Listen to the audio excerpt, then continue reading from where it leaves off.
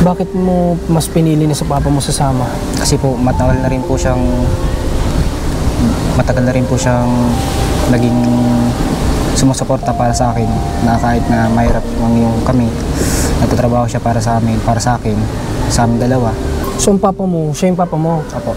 Ano nangyari kay tatay? Bakit iba yung pagsasalita Na niya? mild stroke po kasi siya. Sa pag-aaral, sino nagpo-provide? Manghihingi na lang po din kami ng tulong pag walang-wala po talaga. Siya si Jericho, 17 years old, nakatira sa barong-barong na ito kasama ang kanyang tatay na isa ng stroke. Hiwalay man ang kanyang magulang ay pinagpapatuloy niya pa din kahit gaano kahirap ang kanyang pag-aaral. Samahan niyo ako upang tunghayan ang bagong vlog na ito. Kagaya ng baon, Hindi po ako nag-aasam ng baon po. wala ka bang balak na puntahan ang mama mo? Matagal ko na pong binabalakin, talagang hindi lang po talaga ako. Wala po talaga kami pamasahe papunta doon.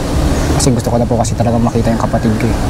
Matanong ko lang sa'yo, Jericho, kung hindi mo mamasamain, ang mama mo ba ay before sila maghiwalay, nagkaroon na ng asawa o naghiwalay muna bago nagkaroon? Bago po sila maghiwalay kasi po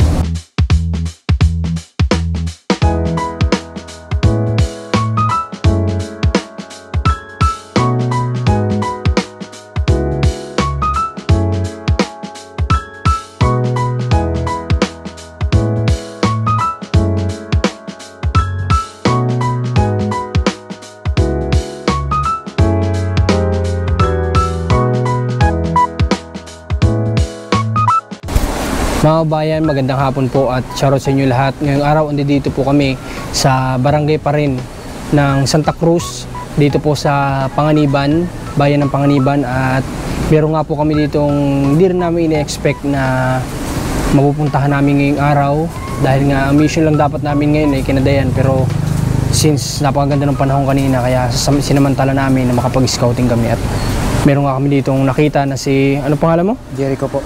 Si Jericho, mga bayan. Si Jericho ay ito yung kanilang munting tahanan, kanilang tinitirhan, at tama nga yung sinabi ng ibang tao dyan sa labas na talagang ano din, kumbaga ay nangangailangan din ng tulong to sila Jericho. Okay, po ako Jericho ha? Sige po. Grabe yung bahay nyo. Ilang taon ka ni Jericho? 17 anyos po. 17 years old ka pa lang? Okay, nag-aaral ka? Apo. Anong grade ka na ngayon? Grade 9 po. Grade 9. Okay. Nasaan ang magulang, ang tatay mo, ay nanay mo? Nasa Bataan po. Hiwalay na po sila ni Papa. Hiwalay na sila ng papa mo. So ang papa mo, siya yung papa mo. Apo. Ano nangyari kay tatay? Bakit iba yung pagsasalita Na mild niya? stroke po kasi siya. Mild stroke? Apo. Ano yun? Na mild stroke siya? Sila pa ni mama mo? Hindi na? Hindi na po. Okay. So papakilala muna tayo. Ako nga pala si Marcos. Tapos siya si Rans, no? Okay. Dito ka talaga pinanganak sa bayan ng ano nito? Hindi po. Santa Cruz, saan? Bayan po ng Bataan. Sa mama mo, sa lugar ng nanay mo? Opo. Bakit tapadpad kayo dito ng papa mo? Kasi po yung tatay ko, yung mga kamag-anak niya po nandito. Taga dito talaga? Simula po nagkasakit yung tatay ko nung nahanap po nila, pinapunta po nila dito para po masuportahan nila. Maalagaan din. Grabe. Wala ka bang kapatid? Meron po akong kapatid, isa babae. Nasaan ang kapatid mo? Nasa nanay ko po. Okay. Ikaw, pinapili ka ba na sumama sa papa mo o ikaw may gusto? Ako rin po may gusto. Bakit mo mas pinili na sa papa mo sasama? Kasi po matagal na rin po siyang naging sumusuporta para sa akin, na kahit na mahirap lang yung kami, nagtatrabaho siya para sa amin, para sa akin, sa amin dalawa, para makapagtapos ako ng pag-aaral. Okay. Tsaka nung nasa Bataan pa kayo, nung okay pa yung papa mo, siya din talaga yung halos nagpo-provide ng lahat sa inyo. Opo. Okay. Bilang tatay ba siya? Kamusta naman? Okay lang naman po siya, mabait po siya sa mga anak niya. Mabait naman. Na kahit po na nakikita niya na nahihirapan yung anak niya, na naiinggit sa ibang tao, wala man po siya magawa kasi hindi rin po siya makapagtrabaho sa ngayon kasi sobrang po nung nangyari sa kanya. Mild stroke, ano? Opo. Paano yan? Ngayon na kayong dalawa lang ang naninirahan dito sa bahay niyo, sino nagpo-provide ng pagkain niyo? Minsan po, nanghihingi po akong tulong sa mga kamag-anak ko pag wala po talaga kami. Tapos minsan naman po, may extra po ako sa mga pag nagpapadrive po dyan. Nagdadrive po ako. Ibig sabihin, nagkakaroon ka din ng income Oh, minsan. Kumbaga, sa madaling salita, nagtatrabaho ka din. Ano? Para makatulong din sa inyong dalawa ng papa mo. Opo. Grabe. Yung bang 17 anyos, sakto lang ba sa grade 9 yun? Hindi po. Grade 12 na po sana ako ngayong year. Oo, kaya ako 17 years old ka na eh. Ibig sabihin, tumigil ka. Opo. Nasaan ka nung tumigil? Nandito ka na o sa Bataan? Sa Bataan pa po. Sa Bataan pa. Dito ba sa Panganiban, nang mag-aral ka, ay anong grade? Ngayon lang ba o ano? Hindi po, grade 7 po ako nag-aral dito. Grade 7, 8, 9. So, pangatlong taon mo ito. Opo. Pangatlong taon ko po dito. Sa pag-aaral, sino nagpo-provide? Manghihingi na lang po din kami ng tulong pag wala po talaga. Kagaya ng baon? Hindi po ako nag-aasam ng baon po. Hindi ka nagbabaon? Hindi po. Makakain lang po kami dalawa ni papa ko sa isang araw. Makakain lang po kami nun. Maayos Okay na yun sa'yo? Okay na po sa akin yun. Kanina nadat na natin siya dito na kumakain ng pansit, ang ulam niya sa kanin. Yung bang pansit na yun, luto niyo ba o binibili? Binigay po yun nung tiyahin ko po din na. Binigyan lang kayo? Opo. Grabe naman. Ang hirap lang din kasi syempre dadalawa kayo dito tapos hindi mo kapagtrabaho yung papa mo tapos ikaw naman nag-aaral ka pa rin kasi. Opo. No, kaya ang hirap pa ng sitwasyon niyo para sa financial ninyo. Buti na lang mabait din ang kamag-anak ninyo. Tumutulong naman po sila kahit papaano. Na kahit hirap din po sila, kahit papaano tumutulong sa inyo. Opo. Wala ka bang balak na puntahan ang mama mo? Matagal ko na pong binabalakin, talagang hindi lang po talaga ako. Wala po talaga kami pamasahe papunta doon. Kasi gusto ko na po kasi talagang makita yung kapatid ko eh. Hindi, ibig sabihin 3 taon na kayo hindi nagkikita, ano? Tatlong taon na. Di pa rin po, simula po kasi nung naghiwalay yung nanay at tatay ko, nagkahiwalay na po kami ng kapatid ko eh. Dumadalaw-dalaw na lang po Ibig sa sabihin kanila. sa Bataan pa lang, Hiwalay naghiwalay na sila ng... okay. Akala ko mga bayan, nung lumuwi lang sila dito, tsaka lang nagkahiwalay. Ibig sabihin sa Bataan pa pala, ibig sabihin mga ilang taon sa tansya mo? Mga 7 years to 8 years po. Ay grabe, tagal na pala ano. Dadalawa na nga lang kayo, tapos di po kayo nagkikita. Ano masabi mo sa magulang mo na ganyan yung ano nila, naisipan nila sa buhay na mag-separate sila? Naano ko rin po kasi, dapat po kasi pinaglaban nila yung pagsasama nilang dalawa eh. Kasi anak po nila yung namurugday mo sa kung paano sila. Tama yun. Kasi alam nyo mga bayan, yung kasing ganyang separation, nasa ano kasi yan, nasa magpartner kasi yan kapag may anak na dapat. Kumbaga, mas pinipiling ayusin yung relasyon. Kasi may anak na makakawawa, ano? May anak na kumbaga, maapektuhan dahil sa ganung hiwalayan. Parang puro ganito yung nating kwento ngayon, mga hiwalayan ng magulang, di ba? Pero ang papa mo ba, sa tansya mo alam ang taon niya? Kung ilang edad na? Hindi. Limot na po pero siguro po mga 60 plus. Okay. Mga 68 na po siguro po. Senior na ano? Opo, senior na po. Ay grabe, nakakatanggap siya ng ano? Siya nakatanggap po siya nung nakaraan. Nitong ano lang. Nakatanggap naman? Nakatanggap naman po. Okay. Ikaw, kamusta naman ang pag-aaral mo? Okay lang naman po kahit hirap. Na kahit hindi ko natutustusan yung gastusin sa school, gumagawa na lang po ng paraan. Paano kapag minsan na may project kayo na hindi naman lagi siguro makaka-provide ang kamag-anak niyo? Paano? Minsan po, di po ako nakakagawa. Nagko-complain na lang po ako para po makapasa. Ay, ganun. Opo. Naunawaan ka naman ng mga teacher mo? Opo, meron naman po nakakaunawa. Kahit pa paano, pero meron din po talagang Hindi. hindi. Kasi hindi. Yung kumbaga sabihin natin, stricto talaga. Opo. Hindi po nila alam yung kalagayan ng tao. Grabe no, pero nakakatuwa lang kasi kahit na ganito yung sitwasyon ninyo mag-ama, talagang pinipursige mo mag-aral. Ba't ano bang pangarap mo sana kaya nagpupursige ka? Naging isang civil engineer po. Gusto mo maging engineer? Opo. O maganda yung anong gusto niyang pag-aralan. Kasi in demand yan, hindi nawawala sa list, di ba? In demand talaga yan. Civil engineering, okay. Pero sa tingin mo ba, paano kaya ba ninyo ng papa mo? If ever man? Hindi ko po masabi. Kasi ang hirap po talaga ng buhay ngayon. Lalo po pag kumita ng pera. Pero alam mo, ano ulit pangalan mo? Jericho po. Alam mo Jericho, pwede naman kasing pag nakapagtapos ka ng K-12, kung talagang desidido ka talaga, alam mo naman siguro na ang pag-aaral wala sa edad, di ba? Opo. O pwede ka namang Pagkatapos mo ng K-12, pwede ka magtrabaho muna. Mag-ipon ka, pag nakaipon ka, ituloy mo yung pag-aaral mo, di ba? Pwede naman yun. Pwede naman siguro yung ganun. Pero, kumustahin ko ang mama mo? Anong sitwasyon nila sa pagkakaalam mo ng kapatid mo? Palagay ko po, ayos naman po siguro sila kahit medyo gipit. Nakakasurvive sila sa mga pagkain nila. Kasi po, nagkatrabaho na po yung bagong asawa ng nanay ko. Ah, may bagong asawa na? Opo. Matagal na po, may anak na po sila ng dalawa. Ay, pero... Nung umalis po ako, alam ko po dalawa. Ay, ganun. Matanong ko lang sa'yo, Jericho, kung hindi mo mamasamain. Ang mama mo ba ay before sila maghiwalay, nagkaroon na ng asawa o naghiwalay muna bago nagkaroon? Bago po sila maghiwalay kasi po, parang yung... Yun ang naging reason, sa madaling salita. Oo, yun po. Oo, mas papa mo.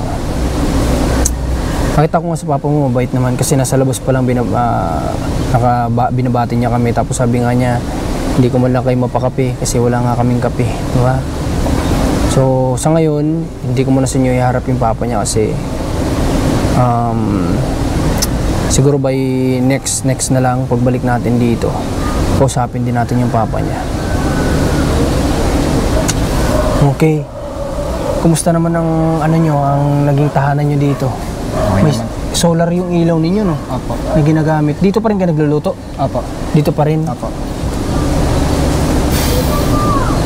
Sa pag-aaral mo, Jericho, wala naman sa yung na hindi ka naman nakatanggap ng panglalait, ganyan. Nakakarinig po pero hinahayaan ko na lang po. Kasi away din po yun eh. Pagka pinatulang ko po yun, lalaki lang po yun. Tama. At saka ikaw yung mas ahead sa kanila, ano? Ikaw yung mas uunawa, ano? Kasi ikaw yung 17 na, ang mga classmate mo parang 14. 14. Tama, ano? 14, 15, ano? Mga ganyan. So, talagang si Jericho yung mag-a-adjust sa paaralan nila. Pero, sa awa ng Diyos, kahit pa paano naman, sa school ninyo, may mga kaibigan ka naman na talagang true friend na masasabi. Opo, meron po. Meron po naman. Kaibigan. Kaya kaibigan na pwedeng mapagkatiwalaan na kahit medyo mahirap ang buhay mo, andyan sila para sa iyo. Yun ang maganda. Kahit hindi marami, kahit pa isa lang yan, basta solid sa iyo yan na kaibigan mo, di ba? Opo. Paano kung minsan magre-recess yung mga klase mo? May break time, ikaw, paano? Minsan po, nililibre po nila ako, pero pag walang-wala po, natambay na lang po kami. Magtitiis na lang. Opo. Grabe din po ang sakripisyo ni Jericho, no? Pero ang ganda ng kahilingan mo, sana makita mo yung, paano kung kunin ka ng mama mo? Hindi naman. Sasama ka ba? Ayoko pong iwanan yung tatay ko. Kasi laki na rin po ng utang na loob ko dyan eh. Kahit na hindi ko po siya natutulungan sa ibang gawain. Kaya Hindi mo iiwan. hindi ko po iiwan yung tatay ko. Tsaka kawawa po yung tatay ni Jericho kung sakali mang halimbawa na lang makaisip yung mama niya na kasi malaki ng pakinabang dito kay Jericho. Kung ito ay talagang kung talagang iisipin mo yung pakinabang na ng bata, di ba? Kung ganun yung isipin ng magulang, malaki na po ang pakinabang ni Jericho kasi 17 na to. Marami na tong kayang gawin. Baka mamaya makaisip yung mama mo na ganun yung gagawin, kukunin ka. Huwag mo iiwan si papa mo, kawawa naman. Kahit ano pong gawin niya, hindi ko po iiwan ng tatay ko. Tama yun. Tsaka ang ganda nun, Jericho, na kapag dumating yung araw, maging successful ka sa buhay, tapos maibigay mo yung gusto mong ibigay din para sa tatay mo, tapos makikita ng mama mo yun, di ba? Ang hirap nun kasi, alam mo yun, yung lumalaki ka, nag-aaral ka na walang gabay ng ina. Iba pa din kasi kapag may nanay, di ba, Jericho? Na hindi lang yung tatay mo yung nasa tabi mo, iba pa din kapag may nanay. O paano, Jericho, ang mga labahin mo? Sino naglalaba? Minsan po yung tatay ko pag may ginagawa po ako, minsan din po ako. Parang kumbaga ginagawa na lang ng papa mo pag alam niyang may gagawin ka sa school. Kagaya ngayon, nag-practice po si Jericho, di ba? Apo. Nag-practice sila ng ipe-perform nila sa school. Kasi nga doon kami nagpunta pa sa school nila, tinahanap nga namin kanina si Jericho kung nasaan. So, tinutulungan na lang din siguro ng papa niya kapag alam naman yung sitwasyon ni Jericho ay kailangan ni Jericho yung gagawin sa school. Ganun na lang ginagawa siguro. Pero sa mga kamag-anak niya naman, okay ka naman, close naman kayo. Okay naman po yung iba. Maganda pa kasama mo lang sila, no? Apo. Kasi sila din pala yung isa sa tumutulong sa inyo dito. Wala naman ibang magtutulong sa inyo kundi kamag-anak niyo lang din.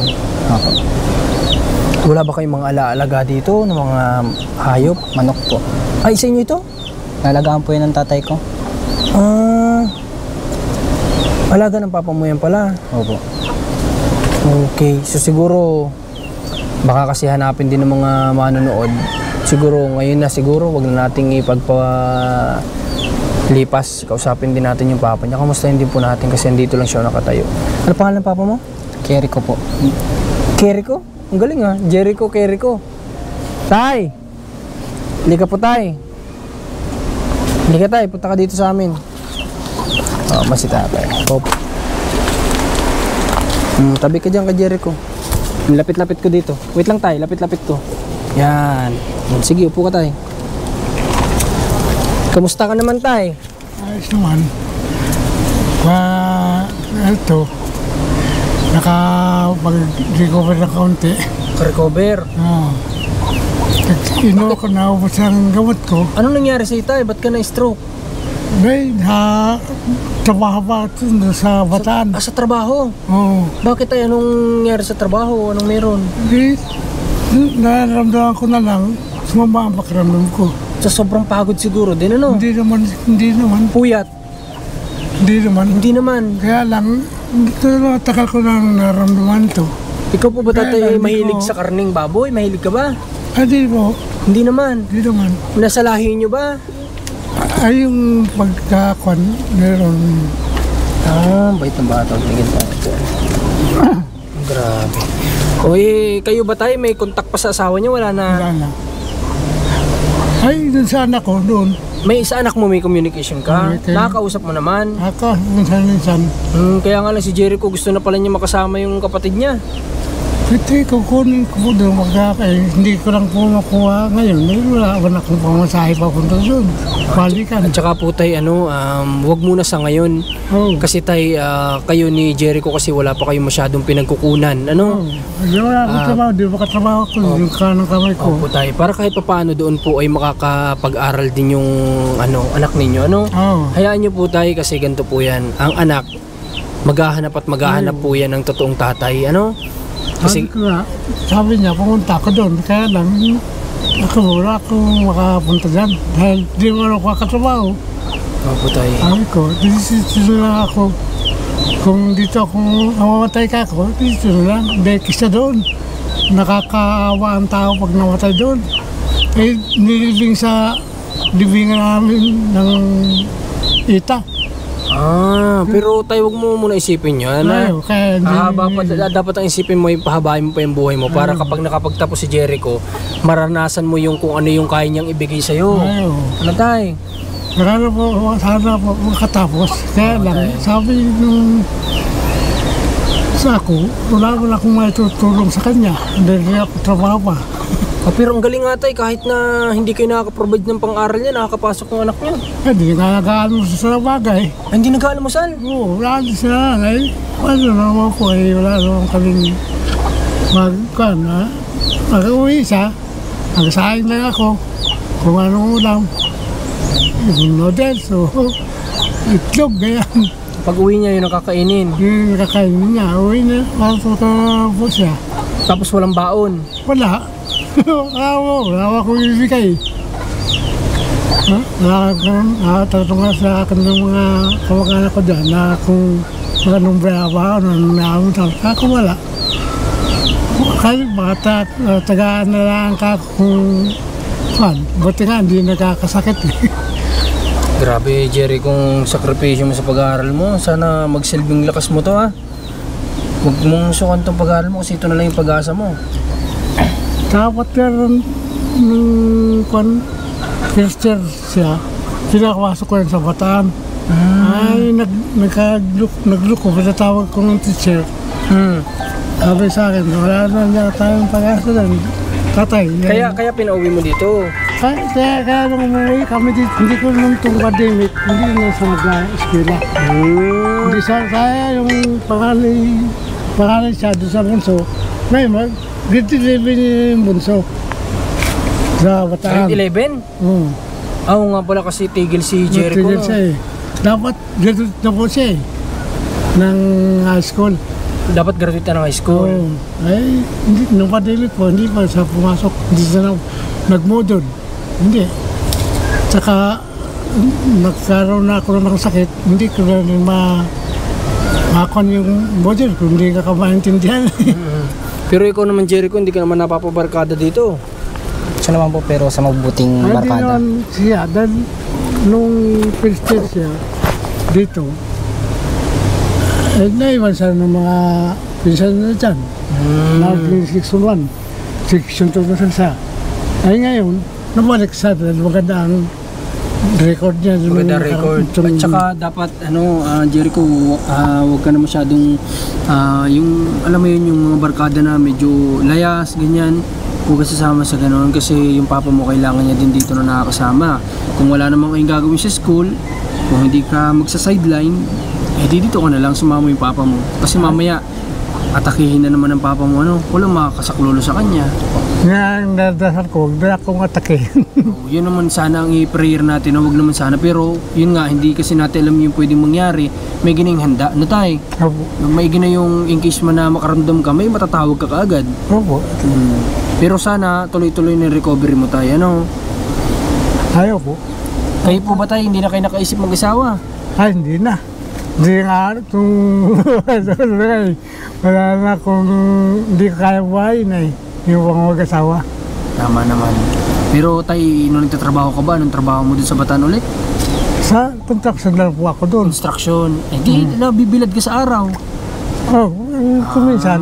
Okay. Baka isa rin yun sa naging sanhi, kaya Nung nararamdaman ko na, sabi ko dun sa forma namin, mapahinga na ako. Andali. Ako, hanggang dumating yung service namin palabas ng galing sa site. Pagdating ko sa bahay, nagupo lang ako, sukal ako eh. Yun na Yun, nagsimula yun. nakakamaga, Tagilid na. tagilid na. Okay. Tapos yung naawa sa akin yung mga kababayan ko doon, dinala ako sa ospital, pero siguro sa isang buwan na o kung ako na-stroke, hindi nila ako nakikita, hindi nila ako sa ospital. Ngayon kailangan ng trapera, naghingi ako doon sa amo namin, naghingi ako sa mga kaibigan, naghingi ako ng kwan. Tulong. Tapos dito, hinahanapan ako ngayon ng nilalakad ko yung sesis ko sana. Sabi ng kwan, hindi na-verify ko, hindi ako pinaghulog ng kwan, ng kumpanya. Pero ito, Jericho, ibig sabihin, hindi nahulugan niya SSS mo? Nahulugan na po, kaunti lang. Ay, grabe. Pero ilang taon ka nagtrabaho doon? Ay, 1984. Ay, di, naloko kayo. Sa madaling Niloko salita. ako. Dahil, Grabe naman. Tinanong tagal niya nagtrabaho tapos... dapat bayad na ako nung bayad na ako. Dapat may pension ka tatay na nakukuha sa Sabi SSS sa nung tagal mo nagtrabaho. sa SSS, lamsam ko PWD. May makukuha pa niyang kaunti.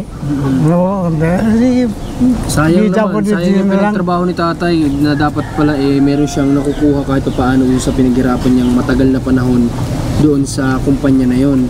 Ikaw, Jericho, buti hindi nagiging emotional to si tatay minsan. Kasi ganyan yung mga stroke, hindi naman? Hindi naman po. Hindi naman siya minsan emotional, hindi naman ganon. Hindi, nagagalit ako dahil na-high blood ako na lang Iko-control mo na lang. Hindi ko. Kino-control mo na lang. Pero sa'yo tayo, bilang anak si Jericho, kamusta naman? Ay, okay naman po. Dahil hindi ko siya pinagkatrabaho. Kung kailangan, diyan na lang siya. Pag-aaral na lang siya. Nakapokus lang sa pag-aaral. Pag-aaral. Kaya nga lang tayo, gusto daw niya minsan mag-sideline para daw makatulong sa inyo kapag wala namang ginagawa daw. Ay, oo. Para kung may mga convention, nasa din siya nagkakwan sa mga kwan dyan, nagpupulot ng nyog. Ah, nagaganon ka din? Oo. Doon, sa mga pinsan ko dyan. Tapos, pagka nag-ibisarang ko pala, Pupunta doon. saka sa babayaran. At saka siya babayaran. Babayaran. Tumutulong ka din pala, Jericho, sa ganun? Opo. Nagpupulot po ng mga kinakawit na nyug. Ang galing naman. So, hindi lang pala yung pag drive ang inaano ni Jericho, pati pala yung sa pag-ano ng niyog na ginagawa niya pala. Paano, magkano naman ang binabayad sa'yo kapag ganun? Depende po sa araw. Kung minsan, magkano nakukuha mo? Mga 800 po. Sa isang araw yun? Hindi po. Sa lahat na ng trabaho? Lahat ng trabaho po yun. Ay, grabe. Inaabot ng gano'ng katagal yun? Mas ang kawit po siguro mga 3 araw, 2 araw. 3 araw, 2 araw, tapos 800 yun. Kaso nga lang, sa sitwasyon nila, sayang din kasi yun, ano? Yung 800 pesos, malaking bagay na din nga naman talaga yun para sa konsumo nila, yung 800 pesos. Okay. Sige, Jericho, ganito. Hindi kasi namin na ngayon nakasama si Commander para kay Mrs. tong vlog na to. So, at least napuntahan natin dito na dapat nga scouting lang talaga kami dito ngayon. Titingnan lang namin yung sitwasyon nila, pero dito na rin naman tayo. At siguro by tomorrow o next day, si Commander yung mismong pupunta dito para malaman ni Commander kung ano yung kailangan nila na tulong na kaya niyang ibigay. Pero sa ngayon, siyempre, since lagi naman din sa amin padala sa Commander, bigyan ko muna si Jericho ng pang-allowance.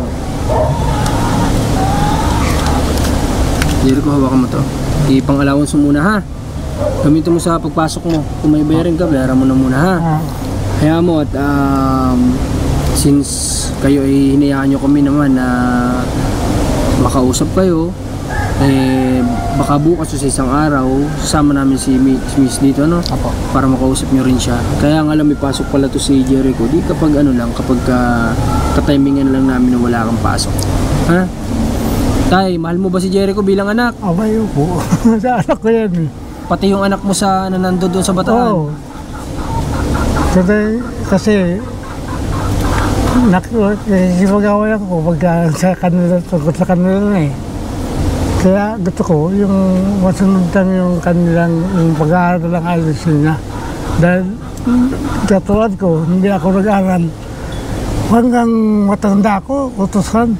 Ngayon lang, kasabi ko sa kanila, kayo ang mag-uutos, hindi kayo ang utusan. Tama yun. Ibig Sabi sabihin ko, mangyayari yan kung may pinag-aaralan kayo. Oo, tama yun. Ibig sabihin niya magsikap kayo para na sa ganun someday magkaroon kayo ng sarili nyong negosyo, di ba? Na kayo yung tatawagin na boss, hindi kayo Hindi naman sa kumbaga lang naman kumbaga naman magkaroon din ng mataas din na pangarap, di ba? Yung wala namang masama mangarap na pwede natin pagsumikapan para matupad, di ba? Na magkaroon ng sariling negosyo para na sa ganun yung pangarap ng papa mo na hindi nga niya nagawa, na siya ay hanggang ngayon daw ay nung siya nakapagtrabaho ay naging utusan lang o empleyado. Lalo na sa construction, di ba? Talagang ang foreman dyan, talagang kapag inutusan ka, talagang akala mo binayaran na yung buhay mo, di ba? May mga ganyan na ang binabayaran lang naman yung tinatrabaho mo, hindi yung buhay mo. Pero kung utusan ka, talagang grabe. Kaya ni tatay nasasabi yan, Pero kung sa mga companies naman, mga naman yan, mga professional naman yan. Pero hindi ko naman nila lahat. May mga nakikita lang kasi din akong ganyan ng mga foreman.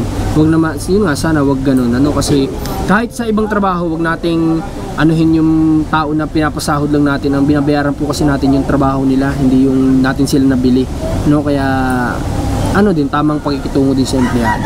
Hindi porque tayo nagpapasahod ay ganun na lang natin sila tratuhin. Okay, sige po tayo. Nagpapasalamat kami at nakilala namin kayo, ha? Jericho, salamat din po. Jericho, salamat. Mag-aral ka mabuti tayo, ha? Si tatay naman magpagaling ka ng ayos, ha? Kaya yung pag-arawan ako, parang practice lang. Exercise. Dati siguro hindi ka masyado nakakasalita ng tuwid. Oo, Mas tsaka malala siguro nun. kamay ko hindi ko mataas. Tinutulungan mo ba siya, Jericho, dati mag-practice? Paano na itulong mo sa kay tatay? Ba't naka-recover ng ganyan? Nagsarili po siya na kailangan niyang mag-exercise, mag-ensayo kung paano magsalita ng maayos para makakommunicate siya ng maayos. Sariling sikap niya din. Pero siyempre, si tatay noon, hirap yung maggalaw. Napunta ko din Ikaw sa ang kwan. nagtutulong sa kanya? Inaalalayan ko muna po siya pagka nagdalahan na. Inaalalayan kanya tayo ni Jericho? Oo. Grabe. Sacrifice din ni Jericho. Alam mo ba tay, mahal na mahal ka ng anak mo. Kasi nga sabi ko sa kanya, kung kukunin ka ng nanay mo, sasama ka ba? Sabi niya tay, hindi. Kasi ikaw daw tay ay malaki ang utang na loob niya sa iyo. Dahil nga daw po nung kayo ay nagtatrabaho, lahat ninyo ginawa para kay Jericho at sa kapatid niyang babae para sila'y mabuhay. kaya tay, si Jericho ay mahal ka niya bilang ama. No tay, Oo. kaya lahat na lang ng pagpapayo, ibigay mo na lang kung ano yung alam mo na makakabuti sa kanya, no tay? Sige tay, saludo kami sa inyo kasi napag-aaral nyo si Jericho, natutulungan nyo din ano. Yung paglalaba-laba mo tay, huwag mo isipin na wala akong nagagawa tay ha. Ay, naku. Kasi yung paglalaba mo lang ng damit ni Jericho, tulong na yun. Oo. Ano? Yung mga nilabang ko kayo, mga kaninang umaga pa ako, kaya lang ko tayo. Kaya nga tay, malaking tulong mo din kay Jericho ha. Kaya baka mamaya isipin mo na wala ka na itutulong sa kanya, kagaya Ay. sinabi mo kanina. Huwag mo isipin yun ha. Sige tay, at sa susunod magkita ulit tayo. Sige. Okay, sige po mga kabayan, at salamat sa lahat po ng willing mag-donate para sa mag-ama na to. At kita nyo naman kung paano ni Jericho pag sumikapan yung pag-aaral kahit na siya ay late na ng 3 taon. 3 taon ba? 2? 3 taon po. 3 taon na. Late na siya sa pag-aaral ng 3 taon pero nag-aaral pa din. Gusto pa rin makatapos. May pangarap pa rin sa buhay. Mataas yung pangarap ng anak ni tatay. Civil engineering, gusto niya kung magkakaroon ng pagkakataon makapag-aaral. Ayun, sige. Tay, punta na rin kami. Salamat. Salamat po. Sige po. Okay, supportan nyo na lang itong video na ito. Huwag kalimutan i-share. Muli, Rans TV at Marcos. Salamat, Tato. Marcos. Supportan yung team namin, mga kabayan. Kayo ang lakas namin.